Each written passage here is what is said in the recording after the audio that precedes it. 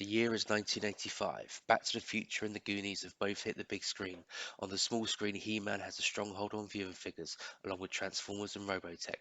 But there's a new kid on the block vying for every 8 to 10-year-old's attention and pocket money. Matt Trakker, head of Secret Counterterrorism Unit M.A.S.K. You're listening to Cult Faction Podcast, Episode 14, M.A.S.K Crusaders, Secret Raiders, Toy Line Creators. Superman.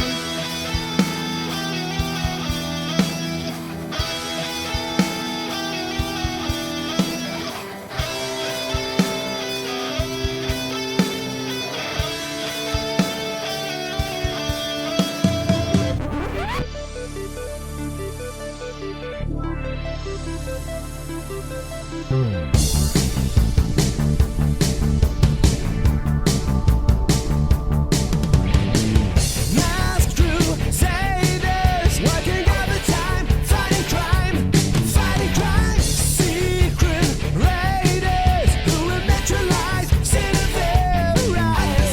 Trakker's gonna illumination, and Spectrum's got such supervision.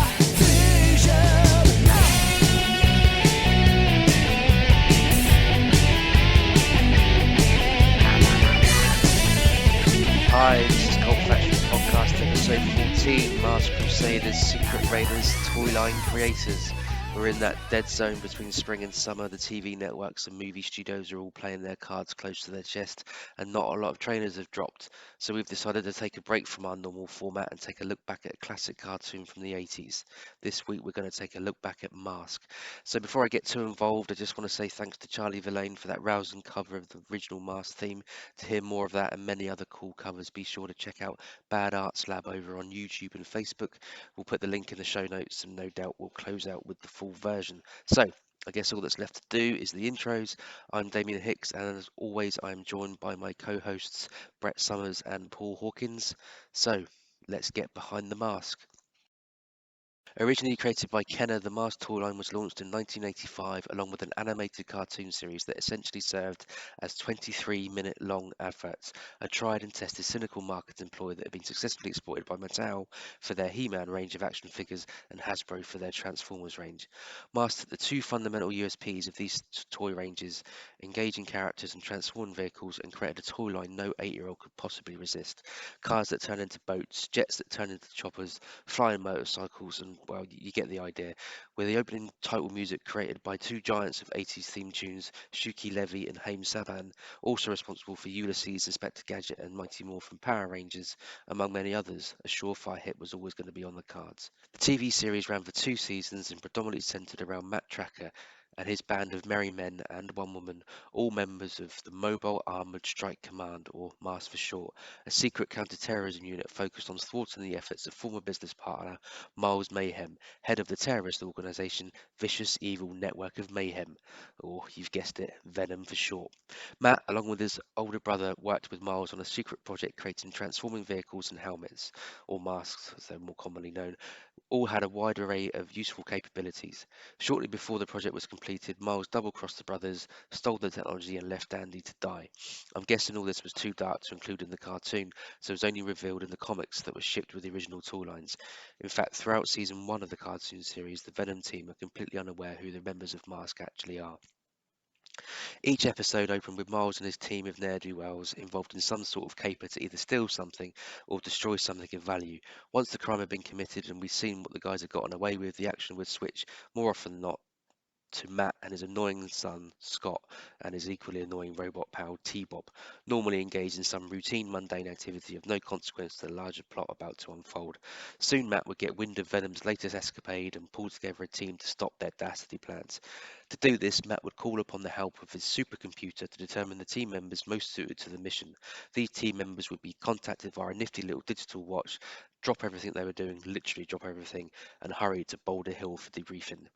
Each team member had a specific set of skills and, more importantly, their own transforming vehicle that could be cast in plastic and shipped to every kid in the UK and US for a bargain price.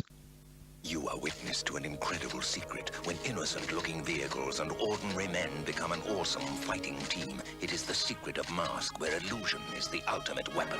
Surrender the microfilm. I'll get him. Nothing can can't stop me. Switchblade attack, wings out. Rhino fires back.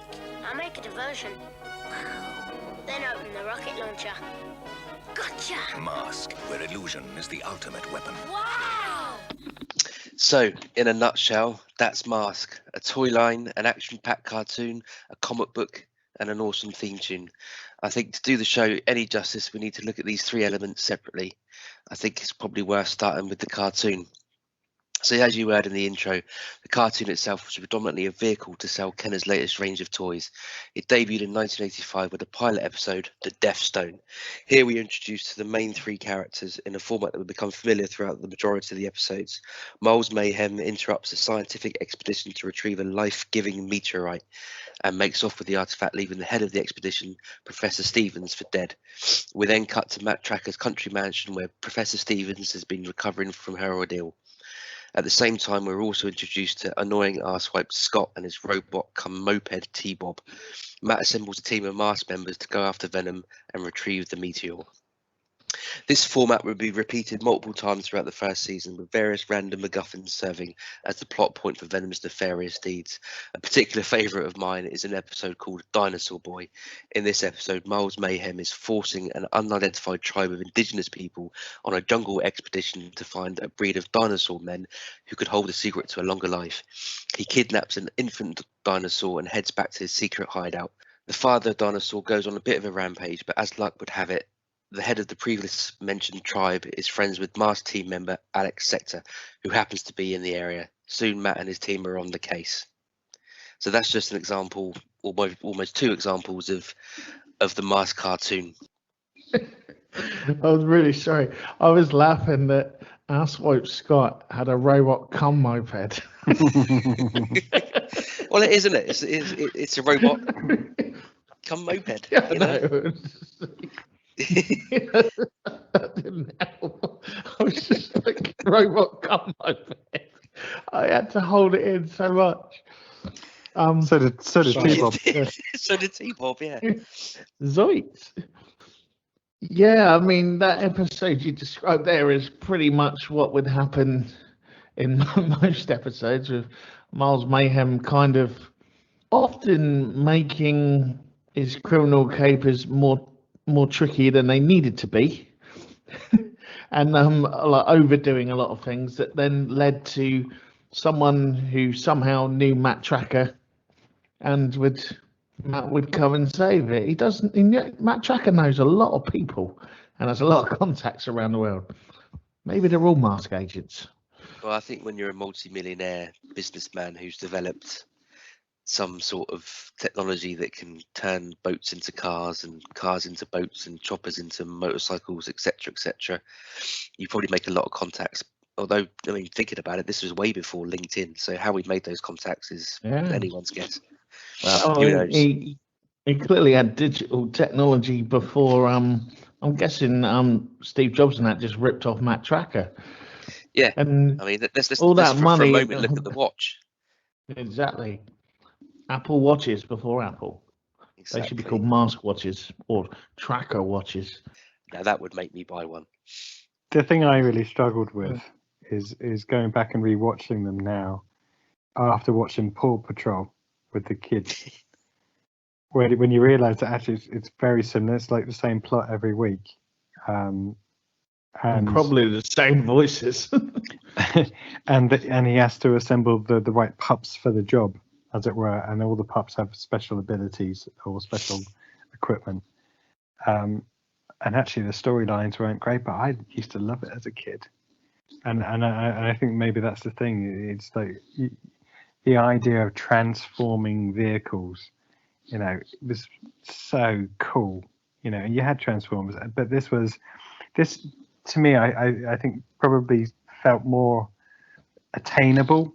Yeah, it's more accessible than Transformers in that regard, because I think it could happen. Yeah, exactly. You say it happened. I mean, the cars themselves, they were based on like Pontiac or something like that. I'm probably going to get fired down by people in the know for this, but it's like a Camaro or something. Yeah, I mean, but the idea that they could transform and do other things, and you know, hit the motorbike that turn into a helicopter. Okay, there was no way that Matt Trekker's car was ever going to fly with the gull wings. Just couldn't happen. No, I mean, that and you defies knew all that, logic, to be fair. and you knew that at the time when you were creating paper aeroplanes. But it was the fact that it was gull wings, which were really cool. And you know, the likes of Back to the Future, the DeLorean, and all that kind of good stuff, and being a UK citizen, gull wing doors, what? Yeah. And it flew, you know. But it was fantastic. But again, looking back, you're right. Every episode was kind of the same. Some of the storylines weren't particularly great, and there are, you know, the writers of Paw Patrol have obviously taken on a lot of what the early creators of M.A.S.K did, but M.A.S.K did it in such a cool way. And again, you could watch the episode, want to have the real things in life, but even better than that, you knew that you could go to the shop at the weekend, and if you were good enough, you may be able to get a little M.A.S.K character or action figure or vehicle if you're really good. Exactly. So I think there's one thing I didn't mention. Yeah, there's the comic. There's one thing I didn't mention in that bit about the cartoon is that they always ended on a public service announcement. It's similar to He-Man. Oh yes. Yeah, very similar to He-Man. And G.I. Joe. They all had them, didn't they? And Brave Star. I wonder if that was a thing you had to have in cartoons of that era. Yeah, it was probably something they got a few quid for being educational as well. I mean, my personal favourite from some of the M.A.S.K episodes I've been rewatching was when at the end little Scott Trakker, the bane of the series, was going to hitchhike, and rather than let him go, Matt stops him and advises him that you shouldn't hitchhike because it could be anyone picking you up. It could be an agent of V.E.N.O.M or a child molesterer. A child molesterer. Right. Yeah, which made me giggle because it was like, so, you know, which is worse?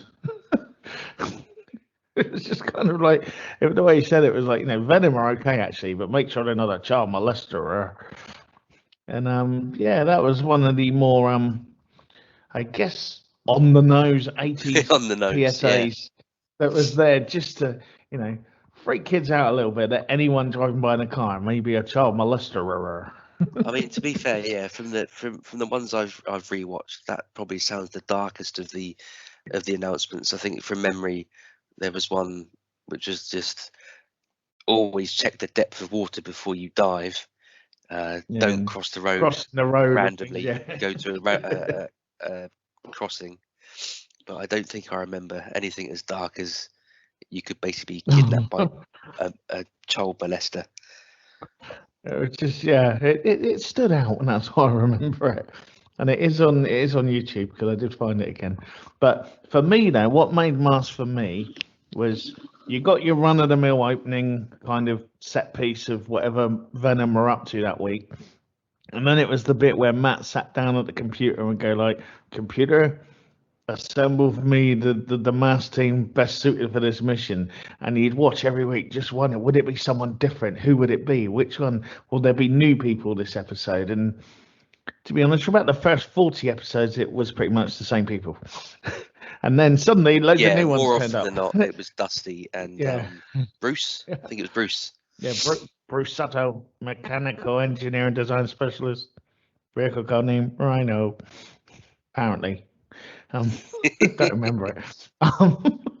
But then later on, some, you know, I think it's in the 40s, around the 40s, a few new people get introduced, and there's the really tragic bit where Hondo McLean nearly dies and his car gets blown up, but luckily he gets a new mask and a new vehicle, and just in time for Christmas.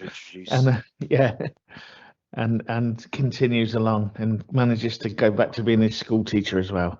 How he gets the time off and does all his marking, I'll never know, while saving the world. One of the points I was going to raise is I don't quite get how any of them managed to hold down a full-time job. I mean, Dusty is a pizza restaurant chef, I guess, for want of a better word. And whenever his alarm goes off, he's 9 times out of 10 he's normally in the middle of spinning the pizza around in the air. It just gets left floated in the air and drops down, and he legs it off. So to be fair, I think if I was his boss, I would have sacked him years ago. Well, Brad Maybe was he a gets rock paid star for who it by seemed Matt. to run it. Yeah, maybe. Well, Matt probably owns the pizza parlor. This is true, And Brad yeah. was a rock star who like ran out of every gig he ever played. Yeah. It was the Axl Rose. You know, and Hondo was a school teacher. Yeah, there was some. What did Gloria do? She was a martial arts teacher or something, wasn't she? Yeah, I think so. I think it always just kind of cut to her sparring in a gym, so you can Yeah. only assume she was either a teacher or a student. I And you had the think other she- guy. Is it yeah. Alex, the guy, the bold dude? Alex Sector, the Yeah. English guy in the pet shop. Exactly. He runs a pet shop and would often just leave his customers holding a snake as he legged it off to join the team with Rhino.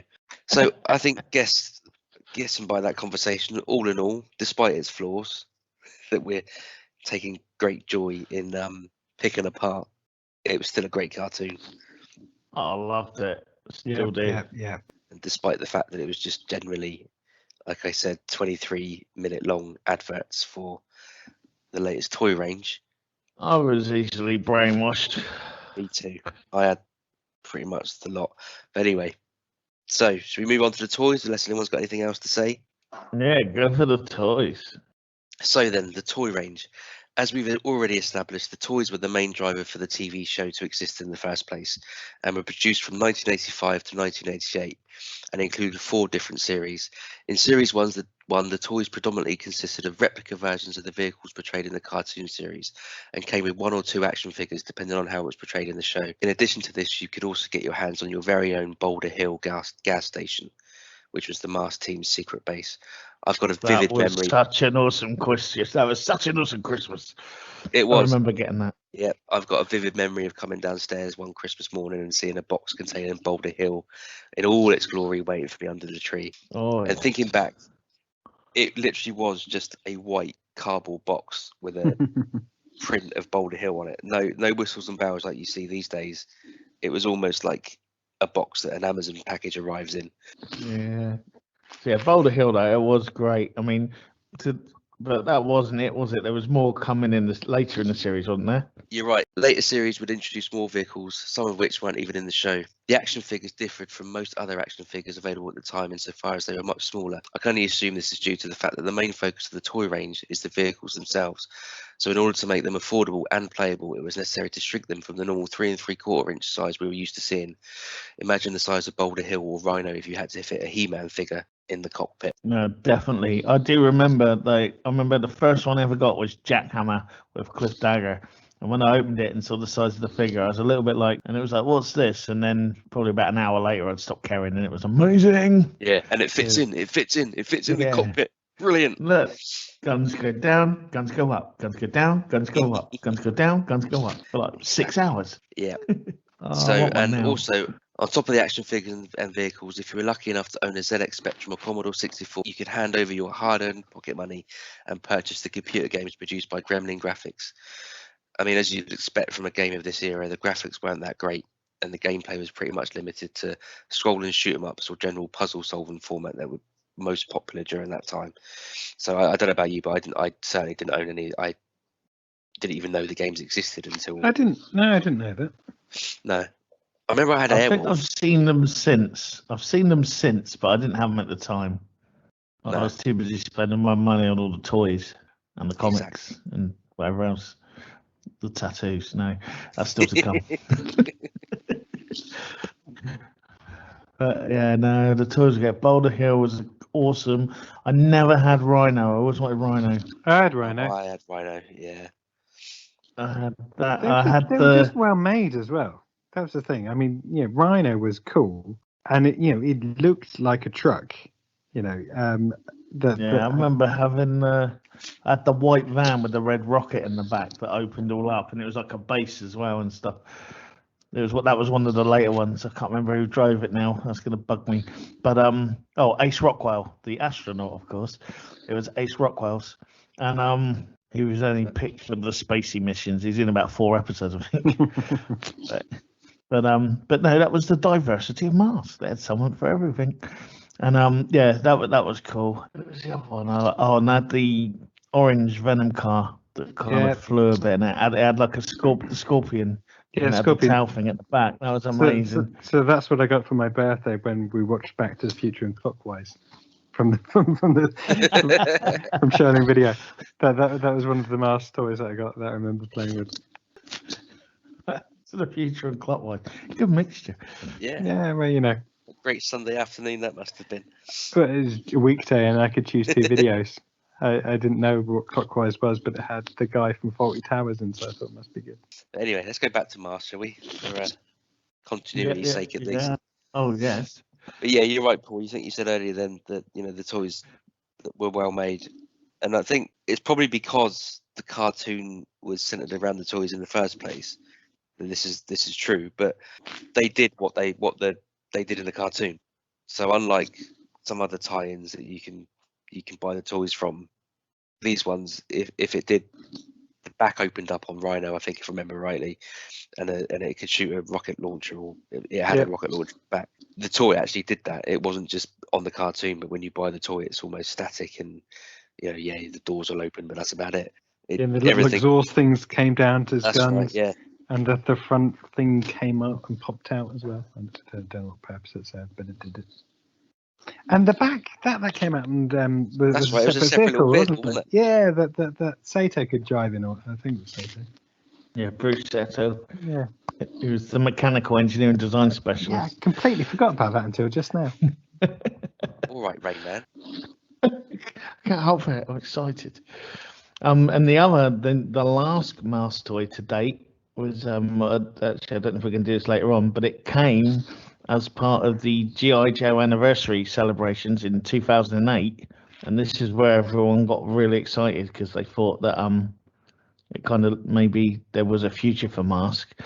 They released a specialist Trakker action figure as part of the G.I. Joe range, and it unveiled Matt Trakker as the head of a secret unit of G.I. Joe called M.A.S.K, which had developed a series of combat vehicles disguised as ordinary-looking vehicles, and Trakker was leading them against V.E.N.O.M, which was a counterpart unit created by Cobra. So it kind of incorporated M.A.S.K into the G.I. Joe timeline or universe, whatever you want to call it. Whatever you want to call it these days. Everything's a universe now, isn't it? And but obviously it was never in the cartoons or in the comics, whatever, but that one figure is the kind of, and I think it's quite a sought after one now. It kind of opened up the possibilities of people thinking that maybe maybe the M.A.S.K will be in the G.I. Joe movies and all that, but G.I. Joe weren't really in the G.I. Joe movies, so we're still waiting. Indeed. So I've pretty much done most of the talking so far, so I'm going to hand over to you, Brett, and give us the lowdown on the comic that was. There have been many M.A.S.K comics. The first ones, you got 3 mini comics that were produced by Kenner, and they were packaged with the vehicles with the first line of the toys that came out in 1985, and they told the backstory of like what you explained earlier, with Matt Trakker and his brother and everything that happened there, and the double crossing diabolical Mars mayhem, and set the scene. And they were a lot darker than the TV cartoons ever was.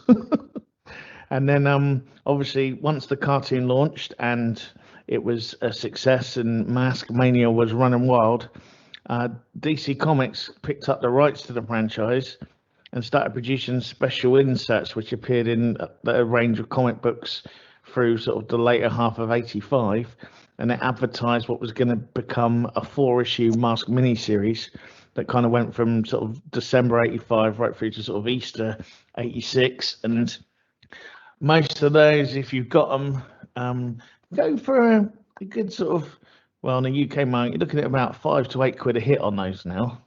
And I don't think it's ever been traded either. But that kind of tied in with that was basically tied in with the cartoon series and sort of retold some of it and sort of changed a few bits here and there. This was followed later on by another insert in the comics through 1986, and then they launched a regular series of Mask comics, but it only lasted 9 issues until October 1987. So for America, there weren't really, but you had 9 issues of a regular series, a 4-issue mini-series, and 3 mini comics that were sort of in with the toys, and it kind of ended there. But Mask's biggest success came in the UK.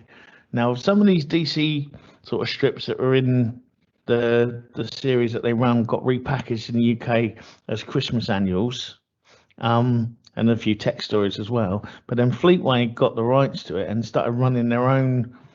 Well, it started off as a fortnightly Mask comic, but because it went so well, they shifted it to weekly, and it featured entirely new plots produced by British writers and artists. And a lot of it was black and white with a few colour bits in. In issue 1, you got a free, you had the bit where you could cut the mask out and all that sort of stuff. And they kind of built up their own continuity that kind of just referenced the TV series, but went in its own direction. And it became a huge success. And one of the big differences in the comic was that Venom knew who the mask agents were, whereas they didn't in the cartoon. And the actual British comic went on to go for 80 issues before merging with the second incarnation of Eagle in 1988, where it carried on again for I forget how many it was now, but there was a lot of like Eagle featuring Mask as well for about another year. So in the UK, it would seem it lasted a lot longer than it did in America.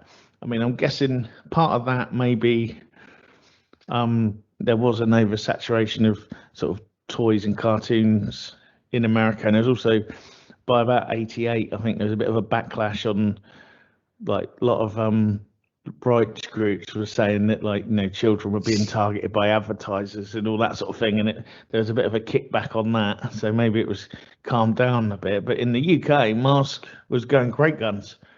Did anyone any memories of the comics? Did anyone get those ones? Or No, I'm sure. I no doubt that I would have had the odd comic for Mask, but as I think most people have probably established, if they're a regular listener to this particular podcast, that comics are not my thing. So even if I had them, I certainly don't remember having them.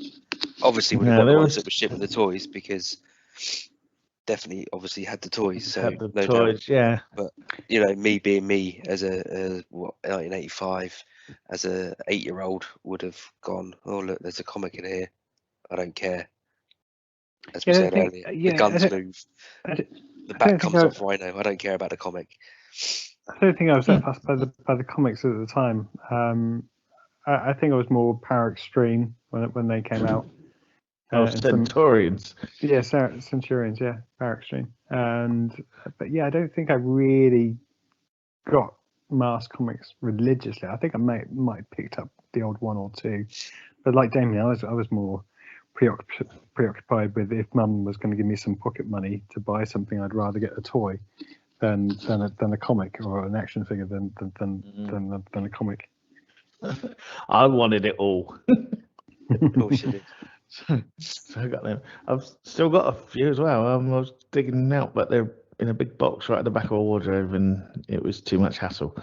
But the comics didn't end there. But I still find it weird though that it just done so much more over here. I mean, we got over nearly 100 issues of it with Combined Eagle compared to like America, where they had about like 15. So it just, and I think that's probably why it sort of died a death quicker in America, because like, people weren't buying it there, but around the world they were buying it. But anyway, when it moves on, nothing really happens comic wise after 88 until 2011, when Mask is presented at the New York Comic Con by Hasbro now in a convention exclusive one-shot title comic that was known as Unit E, and it featured various Hasbro licenses. And in that, Mask are repackaged as a sort of rogue quasi law enforcement agency battling corruption in Detroit. Sounds a bit familiar. Led by Matt Trakker and a few of the original Mask team members, and they also added a married couple. That kind of was a one-off. I think that was sort of Hasbro testing the waters. And nothing more really came of that. Then in 2016, the franchise is reintroduced by IDW's Comics in the Revolution crossover series, written by Brandon Easton with artwork by Tony Vargas. In that, Matt Trakker is reimagined now. He's an African American, and Easton described the character as an engineering genius and intellectual bad boy who has been in search of stability since the loss of his father at an early age. And that kind of carried on for a bit and ran through to about to the end of that year, and then it branched out into its own series after the Revolution crossover, but only ran for 10 issues, and then that got cancelled in 2017. It did win lots of awards though, and got lots of notice for how progressive and that it was. They did come back to the characters for a little bit of a crossover mini series, and again they were really pushing the sort of Hasbro universe, which included your G.I. Joe, your Visionaries, Knights of the Magical Light, ROM, and a few of the other sort of things that Hasbro owned. And in December 2015, it would get even more interesting. But that's for someone else to talk about. Fair enough. I think probably there's probably worth mentioning something I didn't mention when I'm talking about the toys themselves, because all the way through that I was saying it was a toy line created by Kenner and it was Kenner's baby, but Hasbro brought out Kenner shortly after M.A.S.K was finished, I think. So hence it's now the Hasbro name. branding rather than Kenner. Hasbro went and bought everyone, didn't they? Yeah, exactly. If they were successful, Yeah. Hasbro came along and bought them. So we were just talking about the comics and stuff, and I said I didn't have any of that. But what I do have, which I'm going to hold up to camera now, just for your viewing pleasure. I'm afraid those listening at home can't see this, but I am holding a vintage original M.A.S.K lunchbox.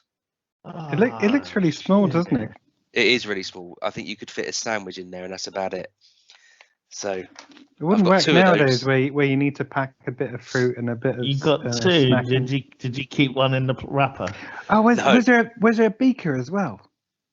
No, these were literally just lunchboxes. Oh, I remember. No, you're right. I remember having a It M.A.S.K came with a beaker. beaker or like a little flask thing. Yeah. But I don't have those. I just have the boxes themselves, and they're Does it- currently does- filled with micro machines. Oh, I was going to say, does it still smell of rotten sandwiches? It smells of peanut butter and jam sandwiches. Unfortunately, not.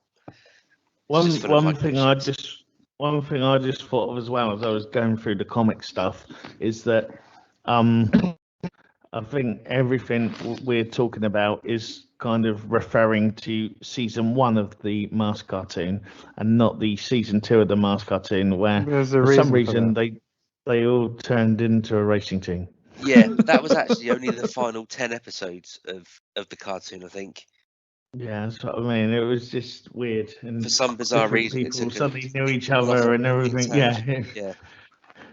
it was like a parallel universe M.A.S.K. It was like, what's going on? And it was never explained. So I've always ignored those ones. Yeah, kind of just tailed off there and was forgotten about. I mean, to be I'm- fair, I'm- by 1988, I'd imagine that most of the audience had grown out of the cartoon. And then pole position Yeah. came along. And what came along, Paul? Pole position. Yeah, exactly. It's very much like pole position. So Yeah, no doubt they probably same took people that. doing the theme tune. I was going to say, now that theme tune's going to be in my bloody head as well. Well, speaking of the theme tune, unless anyone's got any more to add on the comic front, I think it's probably worth us having a look at the theme tune. I'm not going to play it again. We'll play that out at our closing credits instead of our usual spangly theme tune. So, Paul, I'll hand over to you because I think it's one of your favourites. Yeah, well, so I mean, you've already given us a lowdown about the theme tune, who created it and sang it and all that kind of good stuff. But I think for me, the 80s was kind of the highlight when it came to theme tunes. That I don't think it was almost the golden era that I don't think we really, got the equivalent of in this days. I remember being a kid and like the A-Team would be on, or Knight Rider would be on, Manimal would be on, Cheers, Quantum Leap. it was all based on a really decent theme tune that you could get excited about. Street Fighter, yeah, Airwolf. You meant Street Hawk. Street Hawk, yeah.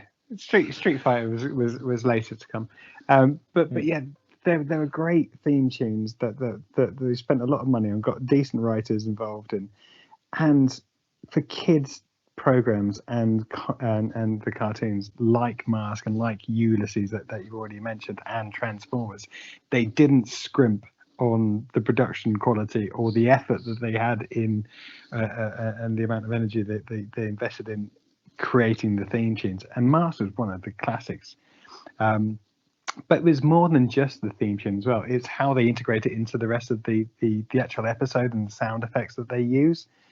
So the electric guitar that as a sound effects throughout it. And even tonight, I play the theme tune to Connor, who's 5 years old. He loved it. He was watching Minecraft at the time. And after listening to that, he said, "Oh, Daddy, now play another song so that I can kill these guys on Minecraft." It's like, yes, he loves the theme tune.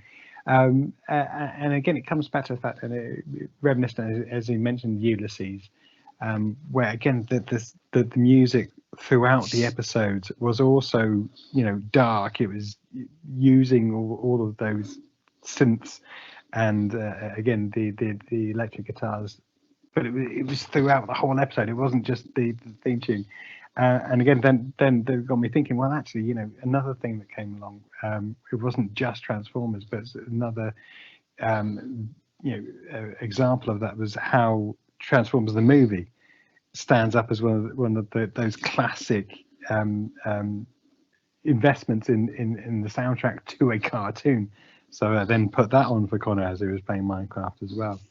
And it just harks back to the fact that it's not just a sideline. It's not just an add-on to the cartoons.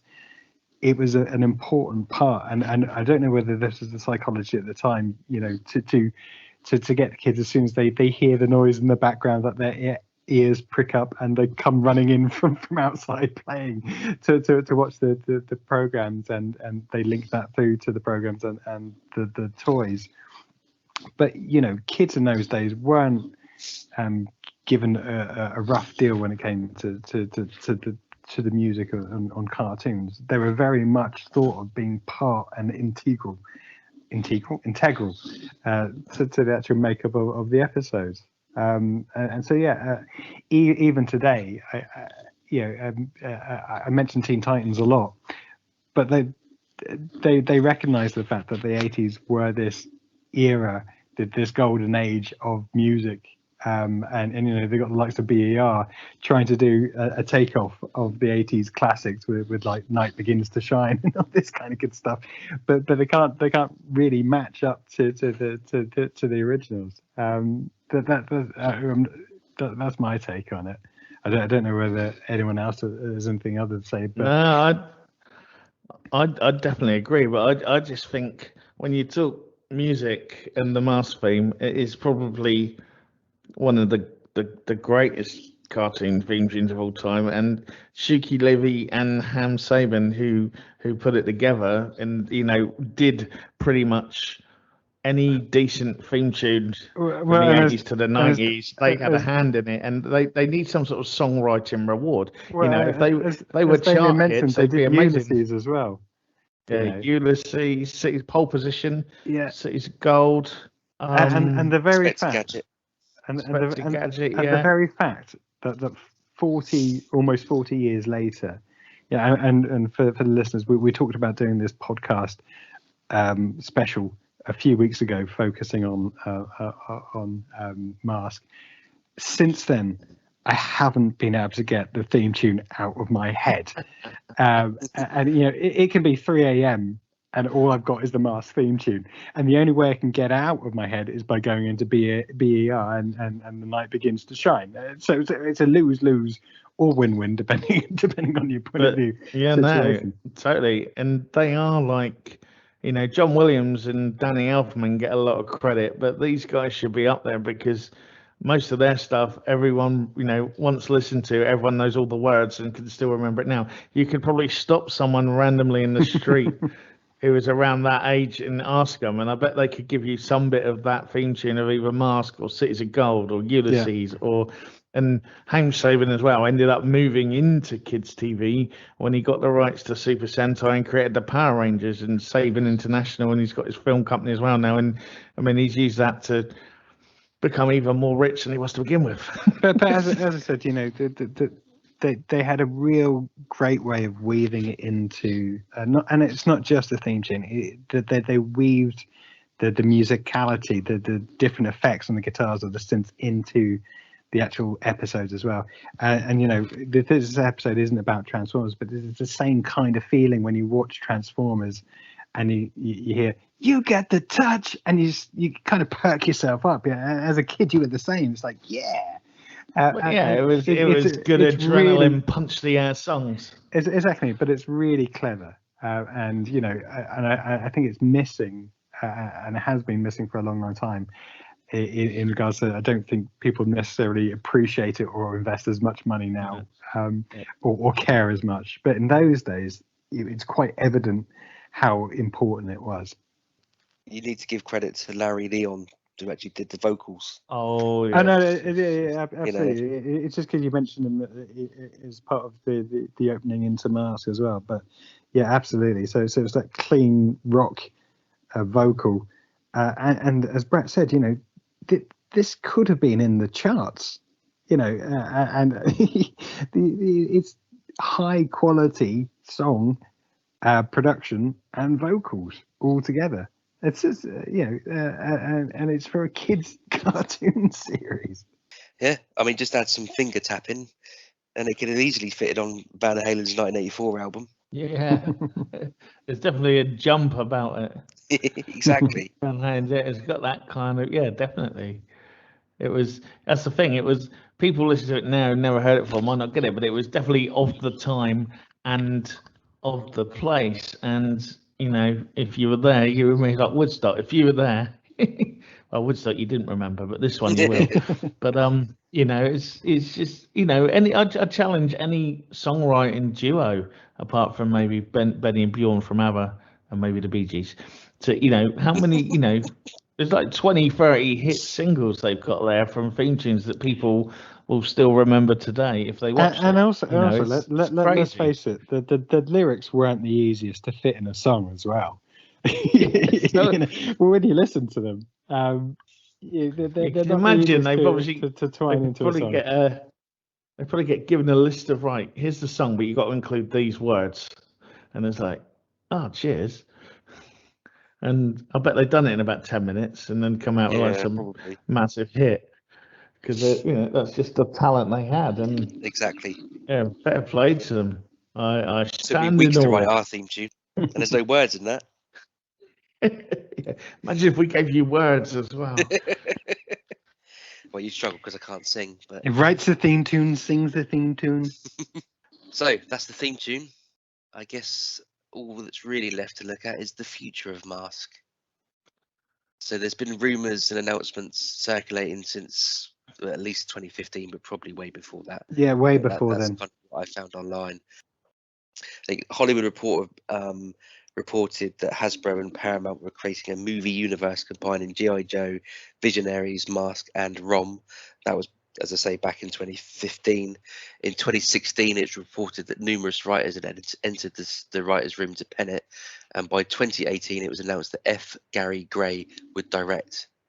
So far, as of February 2020, Chris Bremner is set to is at the helm to write the script.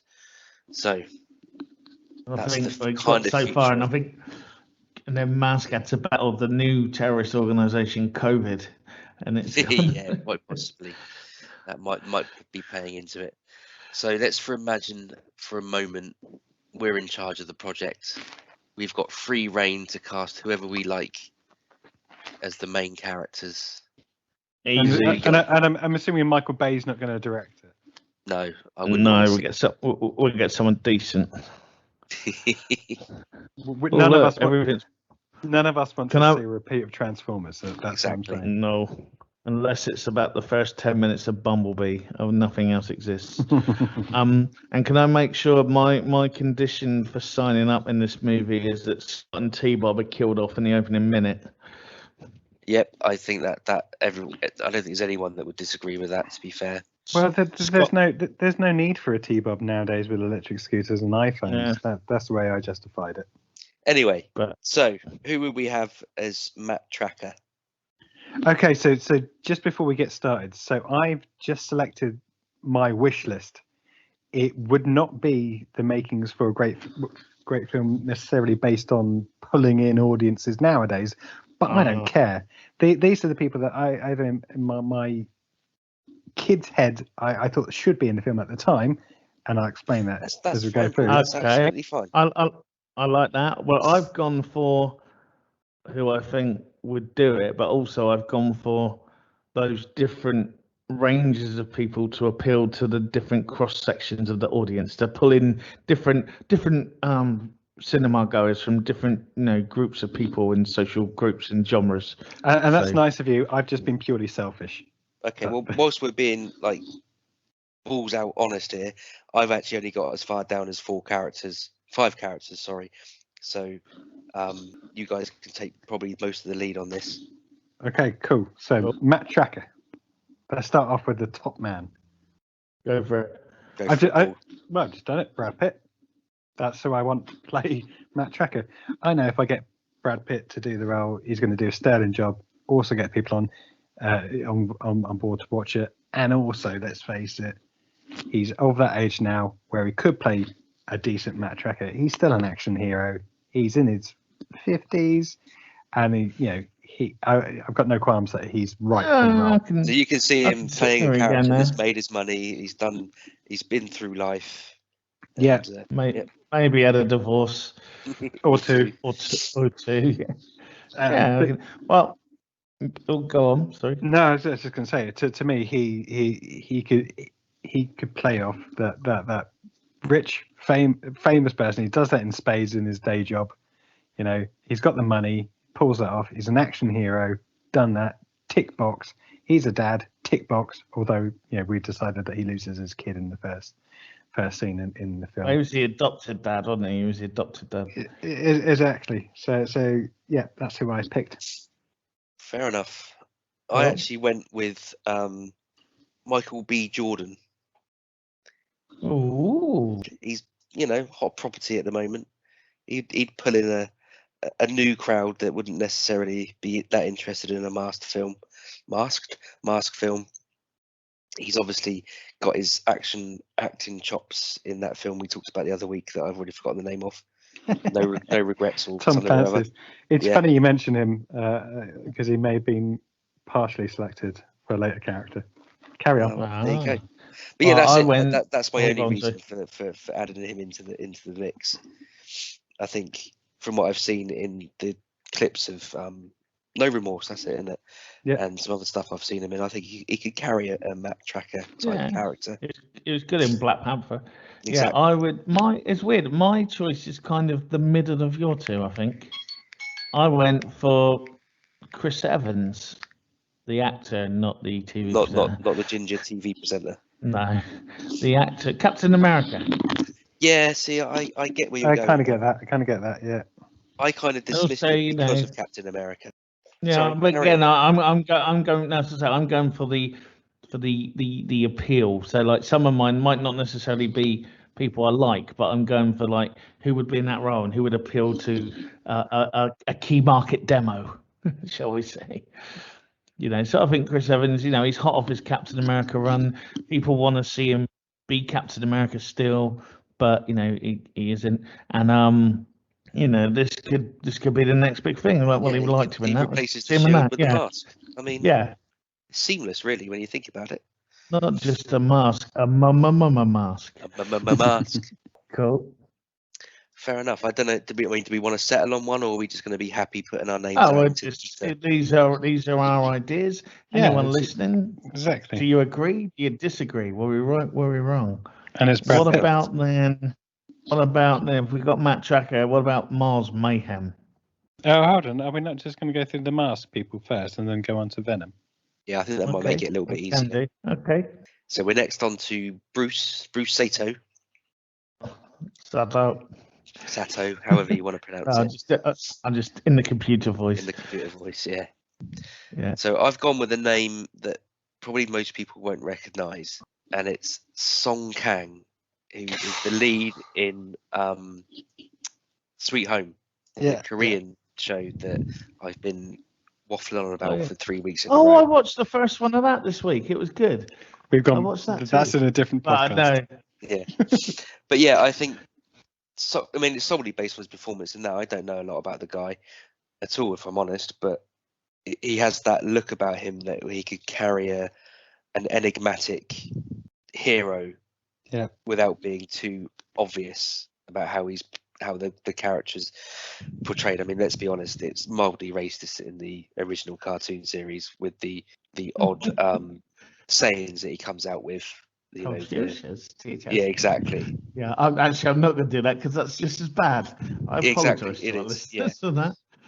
So, but I think, based on his performance in Sweet Home, where he pretty much carries the show, I think he'd be a good Bruce. So I'm gonna take yours and I'm gonna raise it with a Song Joong Ki, who is the lead in Space Sweepers. That I did a review a few weeks I know the ago. one. So similar reason. He's enigmatic. He plays a character with lots of different sides to him. Also huge in the Korean market, and I just thought, well, that may be a good role for him. Cool. Brett. I went for Stephen Yeun. Is it Ewan? I'm probably saying it Yeah. wrong. Who was from the Walking Dead, and obviously he's the voice in Invincible as well. Because I think most of the world still has sympathy for him after he got his head caved in with a baseball bat in The Walking Dead, and he's still a popular actor, and that would bring in that crowd as well from The Walking Dead. There's a lot of fans there, and they'll follow him to see what he does and invest in the M.A.S.K franchise. So I'm all business on this one. Cool. I like your thinking. Okie dokie then. So that's going to take us on to Alex Sector. Just to add, in my film as well, Matt and Bruce are a couple, because I think that was what was happening in the cartoon anyway. Bruce always got picked. He wasn't always even suited sometimes, but Matt always went for him first. Yeah, but wasn't Bruce in charge of Rhino? Well, Bruce and Alex were in charge of Rhino. Yeah, exactly. So they pretty much couldn't do anything without Rhino, could they? That's basically their armored tank of the series. Bruce some always episodes sat in the back bit of Rhino when I had the toy. It was Yeah. always Alex driving Rhino. Rest my case then. And also there's a couple of episodes later on where Bruce is living at the house and no one explains why. Fair enough. So they were ahead of their time. It just comes out and he's getting changed. Like, hey Bruce, let's get that. You're like, wait a minute. But yeah, nothing wrong with that. It was just, carrying on. So, Alex then. Who wants to go take the lead on Alex? Alex Sector, the Rhino Systems Commander. I went for John Locke himself, Terry O'Quinn. Oh, so completely changed nationality. Like it. But he's still bald and he can grow a beard, so... And he's got that kind of, I wanted that, like you say, he knows the tribespeople, he knows the animals, he knows the thing. Terry O'Quinn had that sort of everyman thing about him where he might actually genuinely know that off the top of his own head. Fair dues. Paul? Okay, so I was torn in my own mind. Do I go more the Expendables older characters, or do I go a bit harder? So I was torn between Kelsey Grammer. If I was going more the Expendables type. Not yeah. Grammer. Well, look at Alex Sector and what he does for a profession. He's kind of mild mannered as well. He's he's clever and all that kind of good stuff. But then I kind of thought, well, actually, maybe we want get a bit gritty, bit actiony. And I also suggested to myself, which I like the idea of Travis Fimmel, who played Ragnar Lothbrok in the Vikings. Yep, I know who you mean. I don't know that one. So I'm not familiar. Oh, well, is that the main guy? yeah, in the first like 6-7 Like series I before he think gets so. killed Yeah, off. I've seen pictures of him. Yeah, Yeah. because I like to think that he could go, you know, all clever and all smart and stuff, but then something happens maybe to Bruce and he just loses it and goes full on Ragnar and gets some revenge. Cool. Yeah, I can see how that would work. So it was me, and I thought to myself, he's English, he's bold. Who do Hollywood always turn to when they need a bold English man? Not Mark me. Strong. No, not you, Ray, you're right. Oh, that's a good shout. That's a good So shout. I thought he's kind of, we've seen him in Kingsman. He can do these sort of Yeah. highbrow actiony type stuff. I don't think from memory you see Alex doing a lot of action. He's more cerebral and figures out what's going on and sorts all that stuff out in the background. So Mark Strong. I think you're right. And let's be honest, in this day and age, the Americans either go for him or James Corden in any roles now for English actors, and I'd rather it be him. Exactly. James Corden can be T-Bob in this one. Yeah, I like the sound of that. He can do the voice for T-Bob. There you go. Yeah, and dies in the opening minute. Yeah. I would say though, I did have a note that if this was the movie at the time the cartoon came out, Alex Sector would have been Brian Blessed. Yeah, probably right. Yeah. That was the only one I was definite on, but he's too old now. He could be Alex Sector's dad or something. Yeah, Okay, cameos in the next? final Yeah, episode. that's it. Final episode, final scene. Okay, so that takes us on to Dusty Hayes. The Automarine stunt pilot. That's the badger. So, Paul, you can go first on this one. Matt Damon. Nah. No, Yep. I don't like that. I don't like that. No, because I decided, well, I'm not going to go Expendables. I'm going to go Halfway House, and Matt Damon is who I chose for him. No, I went. He's actually Dusty Hayes. he's also intelligent as well. Matt Damon. There we go. Okay, no judgment here, but let's move on. Well, Dusty is your Skinner listening Southern redneck, so I was like, who would appeal for that and hit the demographics that needed to hit to make this film a success? And it's got to be Michael Rooker. He can do the Southern thing. He's a badass, and he can drive a car and a boat. So yeah, that's it, He really. can drive a car and a boat. Well, I can drive a car and a boat. Yeah. Yeah, we are not a Southern badass redneck. But south. And also, my favourite Michael Rooker bit, which to me would be his audition video for this, was there was a video clip at a Comic-Con where they had Jason David Frank, who was the legendary Green Ranger in the Power Rangers, and he's got like one of those blocks of wood up, and someone's holding it, and he's going to do a karate kick on it, and Michael Rooker's walking past in the background, and he stops, looks, picks up the block of wood, just headbutts it in two, and gives it to him, and then walks off. Nice. Awesome.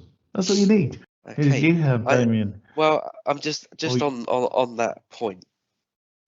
I've got a couple of issues with that. One, I think he's kind of a little bit overexposed currently. He's in Everything. everything. Yeah, exactly. I'm not even going to list everything that so he's in a lot, and maybe I'm not so sure he meets the age demographic. But who am I to argue? I've actually gone for. I might not be pronouncing this right. I should know his name. Charlie Hunnam.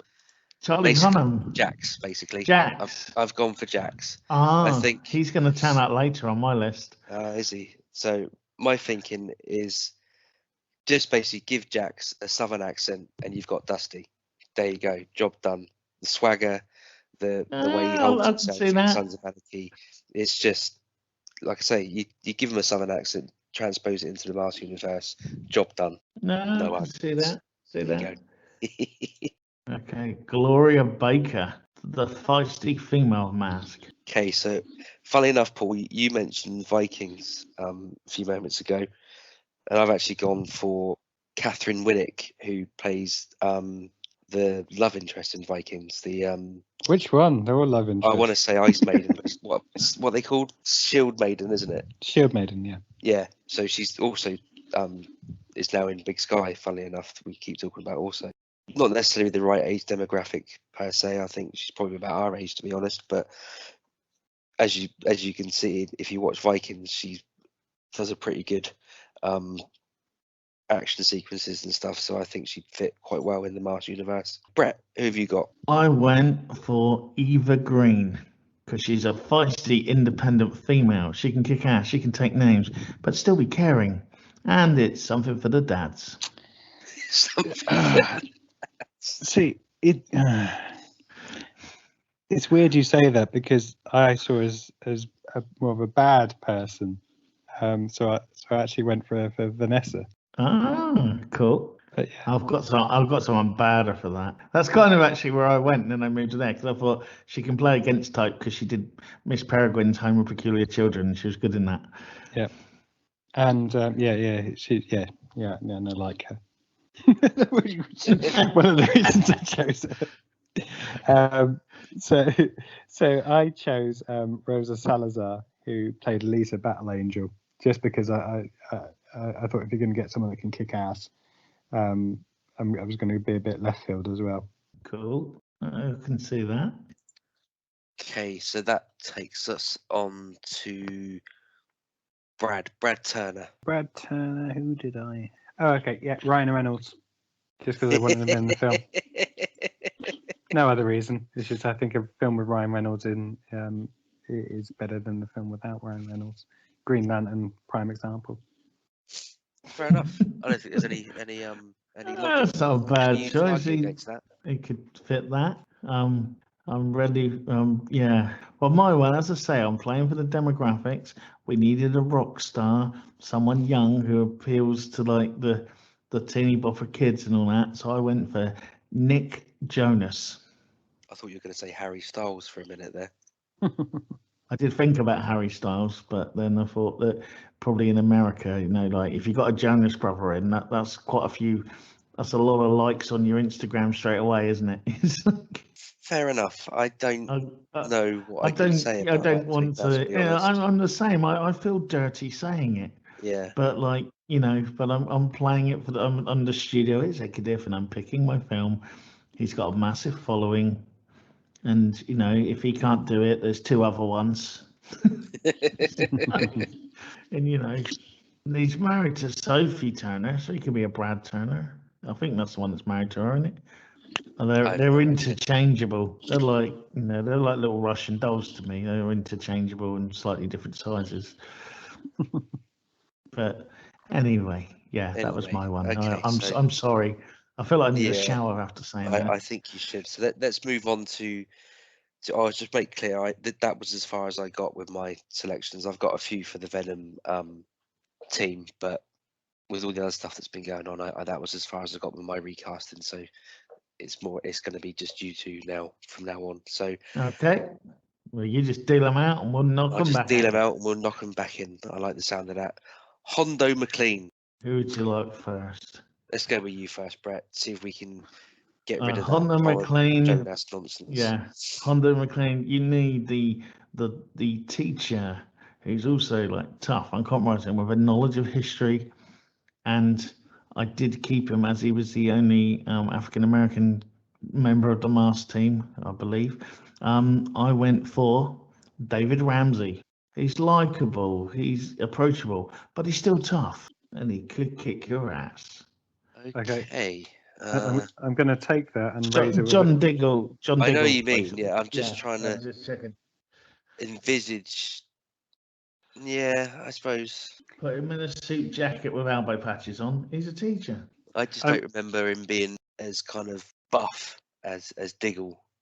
Maybe that's just my memory of M.A.S.K, not necessarily. Well, you got to balance it out. If you got a Jonas brother, you got to have a couple of bigger dudes. Fair dues. Yeah, fair enough. Can't argue with logic like that.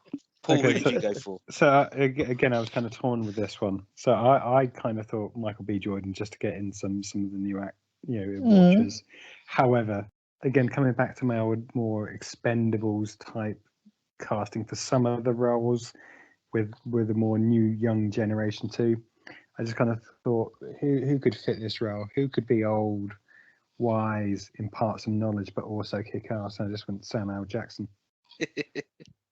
I did think about him, but If you've got a problem with Samuel L. Jackson being in the film, you take it out with Samuel L. Jackson. It's like Chuck Norris. I had a note for this as well, that if this would have been like the 80s, I would have gone for John Amos. Oh, there nice, are a few of these where it's just I picked them because if they were in the 80s, I would have picked them then. Yeah. Samuel L. Jackson. Now he's in. Yeah, that's a fair point. Cool. That's good. I can see it, but mine's better. Let's leave it up to them to fight it out. Yeah. Who's Ultimate next? Fighting cage match. That would be cool. Okay, so next up we've got Buddy Hawks. Buddy Master Clutch Hawks, as he was known in the show. Yeah, Master of Disguise. I went for Joseph Gordon-Levitt for this one. I think he's he's young, but he's old, and he's young, older but he's old. No, but he's a young. Buddy Hawks was like a young hip dude, but he was older and more. He knew the ways of the world, and he's a master of disguise, and he could do all that. And that's pretty much Joseph Gordon-Levitt. He's looked young for years, but he's older, and he knows the ways of the world. No, I just went full out action hero that could kick your ass and be a mechanic, and Vin Diesel just popped into my head and I couldn't get him out. Fair enough. Yeah. I can't see Vin Diesel as a master. I can't see Vin Diesel as a master of disguise and espionage. What? Have you not seen any of the Fast and Furious films? Yeah, I was completely joking. No, the fact that they're all the same film is a pretty good master of disguise. Look, let's be honest. If we think back to the A-Team, Face was the master of disguise, and so was Hannibal, and literally they would put on a plastic moustache and no one would know who they were. So I think Vin Diesel can carry that off. Well, that was my thing. In a film of this caliber. Joseph Gordon-Levitt is a modern face. Not after Vin Diesel's got out, and he wouldn't be. I don't think Vin Diesel would get up the stairs. But I remember that. I got to be honest. I am falling to the side of Vin Diesel on this one. So maybe before it turns into. It's not about into a bare knuckle fight. It's about who portrays the character better. Okay. All right. Let's move on. Okay. To Calhoun Burns. I don't even remember this character. Yeah, he's only in about 5 episodes. His main thing was that he was an architect and he was good at how structures and buildings were and things like that. And I just went for TV's greatest architect, Josh Radnor, aka Ted Mosby. For a minute there, I thought you were going to say the guy from Grand Designs, but I'll hit for Ted Mosby from How I Met Your Mother. Yeah, fair enough. That works for me. Paul, who'd you go for? Kurt Russell. Russell, yeah. I don't know what that noise was, but it was clearly a noise of that was a sound of excitement. It was, wasn't it? Yeah. I just love the I idea. think we just had a glimpse into Damien's personal life. Well, I just love the idea of Kurt Russell being in it for a few reasons. I kind of looked at Calhoun and I thought, it's a bit like Kurt Russell. And also, there's got to be a great little shot with him by the truck by Rhino as well. Kick back to Big Trouble in Little China, maybe, and then just preempting the next Big Trouble in Little China film coming out. I don't know. Calhoun Burns was like the suit and tie, curly head sort of square guy. I could see Kurt as Buddy Hawks actually. Kurt Russell's worn a shirt and tie in several of his films. Yeah. But one of them was pretending to be a nerd in Big Trouble in Little China. Exactly. And carried it off perfectly. Exactly. I think, that just wins hands down. And I know this isn't a competition. I was thinking but longer game as well for the spin-offs, with him in front of Rhino getting ready for the next Big Trouble in Little China. That Marvel mindset is what I've got there, Brett. Fair enough. I don't work out how any of that links, but it's okay. Setting up for the next movies. Okay. Yeah, the Disney Plus spin-off. Yeah. I don't feel you've grasped the character that much, but I like the Kurt Russell bits of being in it. It's okay. I know it is. The M.A.S.K fans on the internet will decide. Indeed, they will. So that takes us on to Jacques. Jacques Lefleur. Jacques Jacques. Lefleur. Jacques. Jacques. Must have been just your line there, because it made it sound like Shaq, and like in Shaq O'Neal. It's like, is he? That would be cool. But no, I think I pronounced it correctly. So Brett, who did you go for? I went for, as he was supposed to be, I think Jacques Lefleur was French, so I went for Georges St. Pierre, the French-Canadian UFC fighter turned actor, who was Batroc in the Captain America films and the Falcon and the Winter Soldier, because he's, he speaks the lingo, and he's really hard. So you wouldn't have to put on an accent. Yeah, he wouldn't have to put it on, and he does all his own stunts and stuff as well, so we might save a few quid in production. Don't know. We might have trouble with insurance. But Paul, who did you go for? So I didn't go for a French actor. I instead went for Oscar Isaac, who played Poe in the latest Good versioning actor. of Star Wars. Just because he's kind of still got some star qualities and on the back of Star Wars. He's a good actor, and he could pull off an accent as well. Yeah, he's a good actor. I like him. Fair enough. So I don't think there's a lot of discussion to be had there. I think they're both worthy contenders. I guess it would depend on whose agent we can get hold of first. So this is really starting to test my powers of pronunciation. We now come to This is the Julio easiest one to Lopez. pronounce. Julio Lopez. Julio. No, let's not go down the Beavis and Butthead route. Julio Lopez. I'll let you go first, Paul. Tom Selleck. That's purely based on the moustache, isn't it? Yeah, it's based on the mustache. So I like thinking, I'm thinking if I was a kid in the 80s, I'd want Tom Selleck in my film. And you can't be Matt Trakker. He's got a big mustache. Whitewash Julio Lopez. Yeah, John Lopez. That's what it'd be called, and Tom Selleck would play him. If you've got an issue with that, take it up with the production. But yeah, I think that'd be one.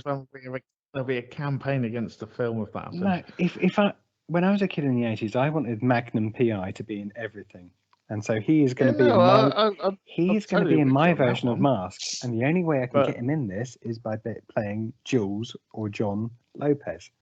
Julio, but he won't be called Julio. Was seen that he might be too old. Tom Selleck, surely.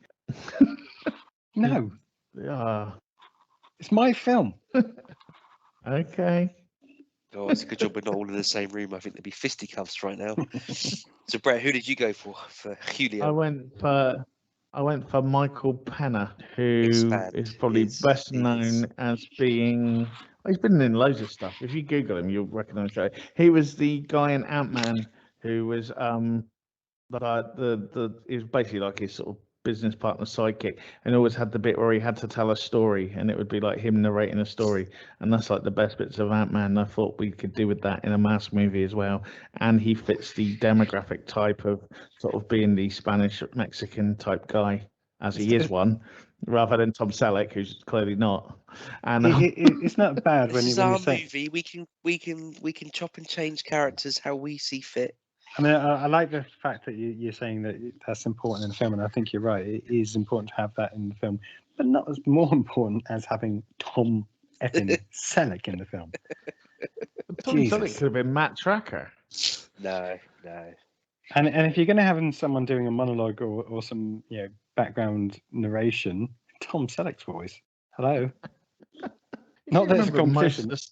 Most of the stuff he made was awful. Back off. But the good stuff was good. Just back off. Okay. Yeah, I'm going to move swiftly on. No more conversation. I've got that Blu-ray of that film where he hunts cyborg. Are you able to mute him? Can you mute him? No, I can't. Unfortunately, he's in control of the mute. Right, let's move on. So our final team M.A.S.K member is Ace Riker. Ace Riker, the astronaut. The astronaut, indeed. So I'm going to go back with Paul again first for this one. Matthew McConaughey. Is that what? Explain. Don't explain who he is. We know who he is. I just like. He would have been a good Dusty Hayes, actually. Yeah, He Well, was one of the that's ones his name. I first considered for it Dusty. may be a throwback because of Interstellar, I thought that and was what you say. where is an astronaut and that. Yeah. But then I was just kind of thinking of my dream team, and I couldn't. I thought, well, if I'm going to have an actor in it, I want Matthew McConaughey in it, and he kind of played an astronaut. So that was the only rationale. Fair dues. So Brett, who did you go for? Ace Riker was known for his dark curly hair, so I went for Kit Harington from Game of Thrones, Jon Snow himself, and he brings a huge demographic with him. Yeah, and he was something also for the known, mums. and he was also known for being a NASA test pilot, as Matthew McConaughey was. So your rationale doesn't hold up, does it? He's got a bit curly hair. Well, the Ace Riker had dark curly hair. Yeah, and Matthew McConaughey was a NASA test pilot in Interstellar. Yeah, So you that's a can't just say, film, "Oh, that's he's got not curly real. hair. I want him in the film." Matthew Oh, McConaughey's I going to have a wig. Well, I looked at the character. Are we going to have another and geek thought fight? that. I think we are. And but no, Kit That's the Harington, thing, he's if I a need to bank. mediate here at all, Oh, then I think he you might know, as well. He might as well just gone you've for the only bloke gone for Tom Selleck because of his moustache, completely different, and the fact he's Tom Selleck. and Yeah, whilst that's no playing a different to Mexican. Brett going for this other dude because of Yeah, his but- curly hair. So but- you know, But hold hold on, on, roundabouts. hold on. You look at Ace Riker. let's just take a Yeah, chill but you pill. look at Ace Riker. And you go by that.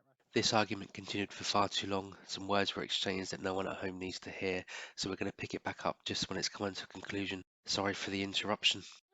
Curly Has hair. he It's not? got the same No, I mean, like- hairstyle as that. Let's Yeah, let's just park this conversation, Yeah. and maybe we should move on to the Venom cast, Yeah, let's who do I it. actually do have a few for, Cool. not many. Do we want So- to? Do we want to do Venom in reverse so we finish on Miles Mayhem? Can do Yeah, if you go on like. then. That's fine by me. So in that case, we're going to be starting with Floyd Malloy, Well, and this we'll is go where. for Brett. You can go with. Yeah. This is where Charlie Hunnam came in for me. Floyd Malloy, the blonde Really? biker guy. Yeah. So I went Charlie Hunnam's blonde and likes bikes. And chicks dig him. So again, something else for the mums on the bad boy side. Fair enough, I guess. And I couldn't Paul, think who of did you anyone go else. for? You couldn't think of anyone else. So I went for William Zabka, He's Johnny- about 70. Johnny Lawrence from Cobra Kai. Oh Or did no, I get- I was thinking of no, yeah, you're right, William Zabka. I was thinking of William from The Great American Hero, William Cat. No, yeah, William Zabka's good. Oh yeah, that is good actually. I know that's why I like chose that. him. Now I want him to be Matt Trakker. You can't have him can't because I've change your chosen mind him as Floyd Malloy. Oh, I didn't think of him. Well, that's your good. fault. I like that. I know. I'm praising you. I know. Back off, dude. Yeah. I'm a scientist. Paul, don't take it so aggressively. He's praising Shut up, Yeah. Damien. Stop being Who'd you a go for? selfish prick. Who'd you go for? you talking to me? Yeah. I Yeah. didn't. I didn't get that far down on the list. Oh, okay. So my Okay. my selections don't kick back in until we get to Sly. So basically, you're just agreeing with me on that one then, that William Zabka Yeah. should be. Exactly. Yeah. I like Floyd William Zabka. There we go. I Cool. like So that him takes us before on to- Cobra Kai. That takes us to Lester Sludge, the smarmy henchman with a flat top or ginger flat top Ginger flat top. and an annoying laugh. Did you go for anyone on there, Paul? If not, then it's Brett's selection whether we like it or not. I don't think that was on the site that Brett set through, so it wasn't one of my characters. Fair enough. Brett, who did you go That's for? what I got the other one. Donald Gleason. Really? Okay. Hmm. Well, he's ginger. He's a baddie most of the time, and he's he kind of just fit what you said just now. Fair enough. Do you know what, I think if I'd have managed to get this far down on the list, and I was kind of taking Paul's way of doing it, which was basically fantasy, and it could be from 80s onwards, I think I'd put Gary Busey in that role. I think. Yeah, I can see. Yeah, he's too old now, obviously, but let's be honest, we're in no position to actually make a real film about this. So People said that about a lot of the Expendables classes, that they're not going to do this an is action true. film. Yeah, you got a good point there. They still do. Okay, so that's Leicester. Let's move on to Nash Gore. Nash Gory, The man who tricked M.A.S.K into thinking he was going to join them, but really was a Venom agent all along. That's the one. Big, thick rimmed glasses. Matthew Yeah. Who did you Broderick. go for? Sorry, did you say someone then, Paul? Matthew Yeah, Broderick. Yeah, Look at Nash Gory. I can see him. Then look at Matthew Matthew- Broderick with glasses on. Matthew Broderick doesn't look like Matthew Broderick anymore, though. Yeah. I went for Evan Peters mainly from American Horror Stories, but he has been in films and stuff. Oh, he's in WandaVision as well. Oh, I know what you mean. Yeah. Because he can but he can pretty much play anything really. So he could do a creepy geeky bloke, and Yeah. again brings See, in that I can see demographic. I can see Michael C. Hall in that role. That's Dexter, isn't it? That's Dexter. Yeah. Yeah. Oh yeah, I can see that. That kind of duplicitness. But I did Dexter think character. I was a toss up between him and oh god, what's his name? The Good Doctor, Norman Bates in Bates Motel, Charlie from the modern Charlie in the Chocolate Factory. Yeah, He's I know. English, really. I can't Yeah. think of his name now. But that sort of creepy kind of psycho glasses dude. Yeah. Yeah. Cool. So that Here we takes go. We're us getting on up to to, the big, we're getting on to the big guns now. The the big guns now. the Yeah. main Venom team. Yeah. So we're now Bruno Shepard, For who that one. was Oh, the. go on, sorry. I was just gonna give him. He's the, Yeah, the guy with the mohawk and the tattoos. That was all I was going to say. Nothing important. Yeah. I just kind of fit in a Okay. little bit of time. So That's go with you, okay. Brett. I went for Sheamus from the WWE because that is what he looks like. He's got Fair the enough. mohawk. We can paint on the tattoos, and that is pretty much. I don't know if he saw that and thought, when I grow up, that's what I'm going to look like, because that's pretty much what he does. So, Cool. Paul, who did you go for? Bruce Willis. It's my dream team, and I want him to fight off against the good guys. Cool. I like it. I don't, but I do. I know. It's my guilty pleasures. Fair news. There's no discussion to be had there. I think just purely on the comedy factor, I think Bruce Willis is a shoo-in straight away. So There's that more to takes us come. on. Oh, I'm sure there is. That takes us on to Vanessa Warfield, who's the sole Venom female agent. So I've already said mine, Eva Green. She's got yeah, that you dark, didn't. dark, evil tint to her, a lot of her characters. So yeah, I think I'd like to see her spar off with Alita in more ways than one. Brett, who did you go for? I went for Aya Cash, who was Stormfront in The Boys. Oh, she yeah. She can play a Oh, good yeah. bitch. Yeah, that works for me. Definitely. Do you need some Damien time? You can make that noise again. I don't think I could ever recreate that noise, to be honest. I don't know what that was, where it came from, or if I could ever do it again. But yeah, no, I agree with you on that one. So that takes us to The proper unholy big- trinity. yeah, the unholy trinity. So Cliff Dagger, the beret-wearing, one-eyed evil bastard. Who did you go for, Brett? I went for Vincent D'Onofrio, who's was the Kingpin in Daredevil. Yeah. Was the big dude in Full Metal Jacket, and basically he's just a big bold badass nowadays. So, and that kind of is what you needed for the role. And is threatening. Looks like he could kill you. One look is intimidating enough. That's what you want in your Just with that in one your, eye. your villains. Yeah, put a patch on him as well. Ooh. Ooh. Run for the hills. He's evil, that one. Maybe a scar. Fair dues. Paul. Oh no, So- hang on. I just need to brace myself because to It's follow gonna be Bruce like Willis, it's going to It's be gonna be like Eddie Murphy, isn't it? Or something? No. Kenny Everett. No. So I went with someone that's been around the Leslie block. Went for someone that's been around the block. Obviously had some battle time, but I was also kind of thinking, well, we're going to need to get rid of some characters as well, maybe. So someone's got to be killed off. Gone for Nicholas Lyndhurst. I went for Sean Bean. So you're gonna Lost kill you, him off Paul. basically in the first couple of seasons, in the first couple of episodes. Yeah, exactly. Yeah, so he's probably going to die, but let's give him a decent setup. So yeah, Sean Bean. And he's an English character as well, and Americans think English people are evil. Okay, fair enough. So Where does that leave us? That leaves us with 2 left. Did you have a cliff dagger? I didn't have a cliff dagger. No, I didn't get. Like I Okay. said, I didn't get that far. I've only Okay. got a Miles Mayhem and a Sly Rax. So Sly Rax is our Okay. next. Our next candidate, and we'll go with Brett. Adam Driver, I kind of get that. kind of the lanky, kind of moany, kind of looks a bit bikery, but kind of, and also he's got that bit of a whininess about him as well. Okay, Which was is he the one? basically Was he what in he- Star Wars? Yeah. I Yeah, know you mean. Kylo Ren. Don't say it like I should know. I stopped watching Star Wars Okay. years ago. No, that's not true. I did watch the reboot, whatever you want to call it. Realised it was a carbon copy of A New Hope and thought, sod that, that's me out, bye bye. So, who did you go for, Paul? Okay, so he's a con man, a weapons expert. He's badass. He rides a motorbike, and I just kind of thought, Evil Who- Knievel. all of Lorenzo Lamas. all of those qualities from other films, and this is my film that I'm making, Nick Cage. Yeah, just yeah. Yeah, I can see that. I can see that. Yeah.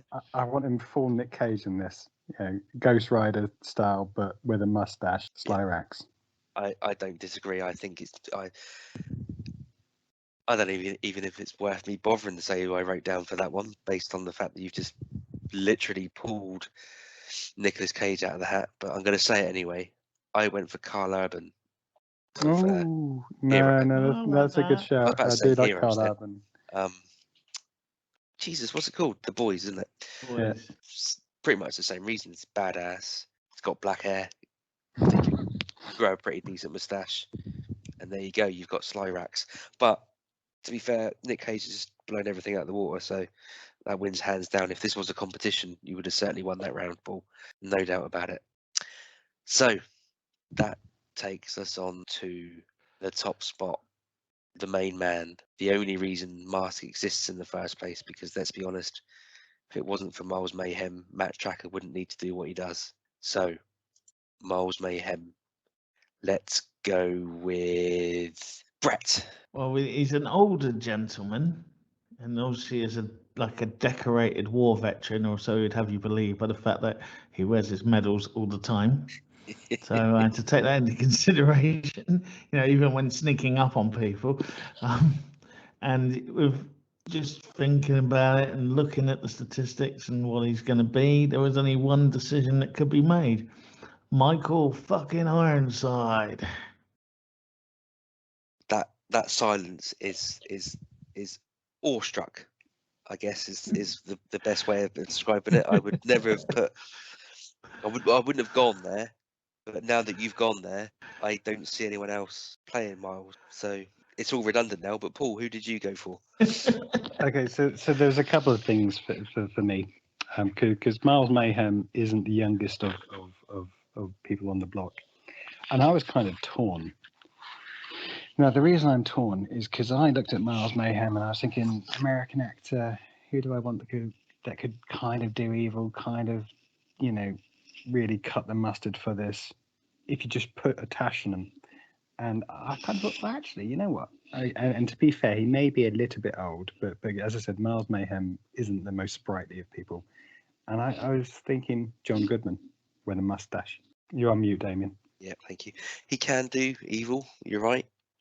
He can And spread then his acting chops and come across quite dark in some films. So yeah, and then I was thinking, well, I could go completely the other way, and it could be an English actor.